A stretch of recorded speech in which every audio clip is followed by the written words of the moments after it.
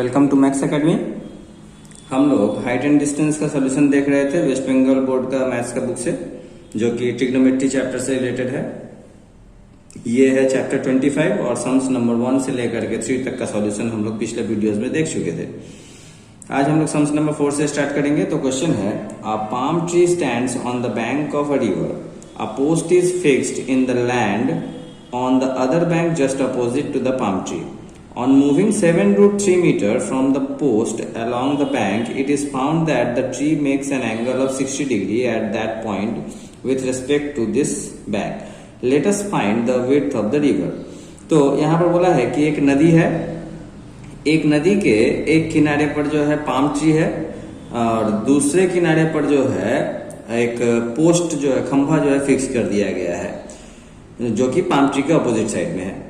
अब 7√3 मीटर अगर palm tree से हम लोग आगे बढ़ते हैं तो हमें जो है उसका एंगल जो है 60 डिग्री का आता है। तो हमें बताना है कि नदी की चौड़ाई क्या है। तो आइए इसका सॉल्यूशन देखते हैं। सबसे पहले जो है हम लोग एक नदी बना लेते हैं, यानी कि ये मान के चलिए कि ये नदी है।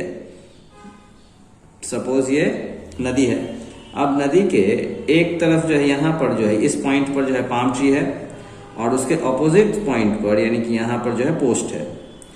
अब या फिर इसको आप पोस्ट मान लीजिए और इसको आप पाम ट्री मान लीजिए, ठीक है। ये पोस्ट है और ये पाम ट्री है। अब पाम ट्री से 7√3 मीटर जो है हम लोग मूव कर रहे हैं, ठीक है। मान के चलिए यहाँ पर हम लोग मूव करके आ गए, यानी कि ये हो गया 7√3 मीटर। अब यहां से जब हम लोग इसका एंगल को देख रहे हैं तो ये बन रहा है 60 डिग्री का एंगल, यानी कि ये हो गया 60 डिग्री। तो हमें बताना है कि ये चौड़ाई कितनी है, यानी कि what is the width of the river. तो इसको अगर हम लोग ए मान लेंगे, ये बी मान लेंगे और ये सी मान लेंगे, ये हो गया राइट एंगल। तो in triangle A B C, angle A C B equals to 60 degree और base BC equals to 7√3 meter. तो therefore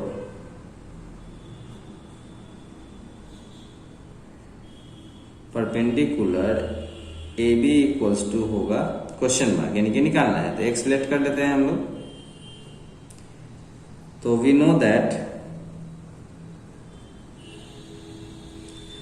अब यहाँ पर बेस और परपेंडिकुलर लेना है, यानी कि परपेंडिकुलर बाय बेस, जैसा कि हम लोग लास्ट सम्स में भी किए थे, यानी कि tan थीटा होता है।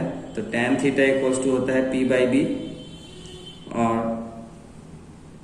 tan 60 degree equals to perpendicular है x और बेस है 7√3 मीटर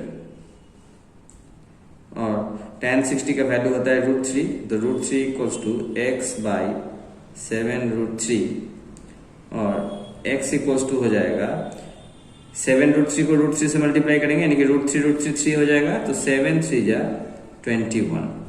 तो यही हम लोगों का विड्थ आ गया। तो स्टेटमेंट में आंसर लिख देंगे कि द विड्थ ऑफ द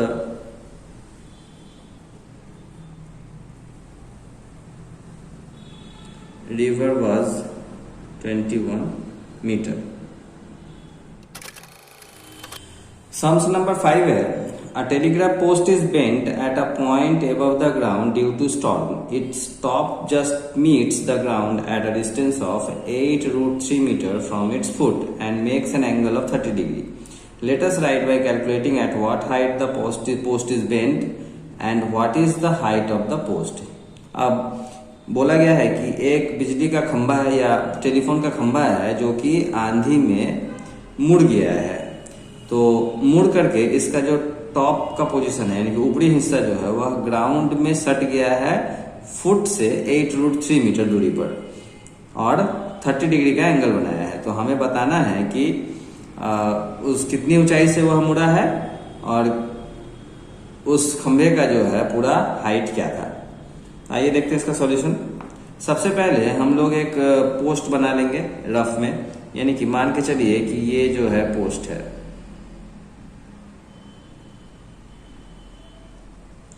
अब ये जो इतना जो हिस्सा है जो डॉटेड लाइंस में है, ये मुड़ करके जो है ये जमीन पर सट गया है। ये है जमीन। अब ये तो वर्टिकल होगा यानी कि 90 डिग्री होगा, और ये बोला है कि 30 डिग्री का एंगल में जो है सटा है।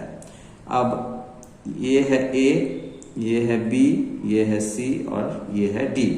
अब सी डी यानी कि ये फुट से जो है कितना डिस्टेंस पर टच किया है जमीन को, 8√3 मीटर। तो ये है 8√3। अब हम लोगों को निकालना क्या है कि कितनी ऊंचाई पर, यानी कि पहला जो है बीसी निकालना है और दूसरा निकालना है एसी, ये निकालना है।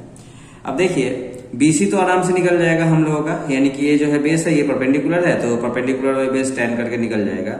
लेकिन एसी निकालने के लिए हमें क्या करना पड़ेगा, ये बीडी को भी निकालना पड़ेगा, यानी कि हाइपोटेनियस को भी निकालना पड़ेगा, क्योंकि ये जो बीडी है यही एबी है, ये बीडी जो है वही एबी है। तो यानी कि एबी और बीसी को ऐड कर देंगे तो हम लोगों को एसी का लेंथ निकल जाएगा। तो आइए देखते हैं in triangle BCD, in triangle BCD angle BDC equals to 30 degree.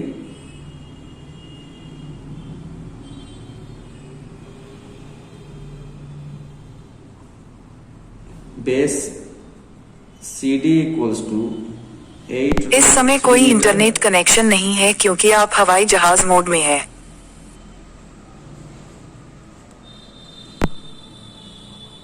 Perpendicular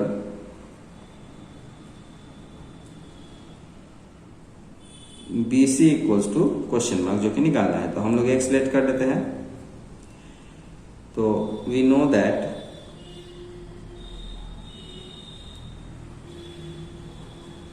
tan theta equals to होता है परपेंडिकुलर बाई बेस यानी कि P बाई बी, और tan 30 डिग्री इक्वल्स टू हो जाएगा, परपेंडिकुलर है x और बेस है 8√3 मीटर। तो tan 30 का वैल्यू होता है 1/√3 इक्वल्स टू x बाई 8√3। अब देखिए यहां पर से √3 और √3 कट गया, यानी कि x इक्वल्स टू आया 8। तो हम लोगों का पहला आंसर आ गया, यानी कि BC आ गया है, जो कि निकालना था BC, x आ गया है। अब हम लोगों को AB निकालना है, यानी कि BD निकालना है। तो यहां पर लिखेंगे again angle BDC equals to 30 degree, base CD equals to 8√3 metre, और hypotenuse BD equals to question mark, मान लेते हैं y। तो वी नो दैट अब बेस और हाइपोटेनियस का जो है फॉर्मूला क्या होता है, तो जैसा कि हम लोग जानते हैं पाकिस्तान भूखा प्यासा, हिंदुस्तान हरा भरा, यानी कि बेस और हाइपोटेनियस का जो है सेकंड वाला आता है B/H, यानी कि सेकंड वाला साइन कॉस tan, यानी कि कॉस है। तो we know that cos theta equals to base by hypotenuse,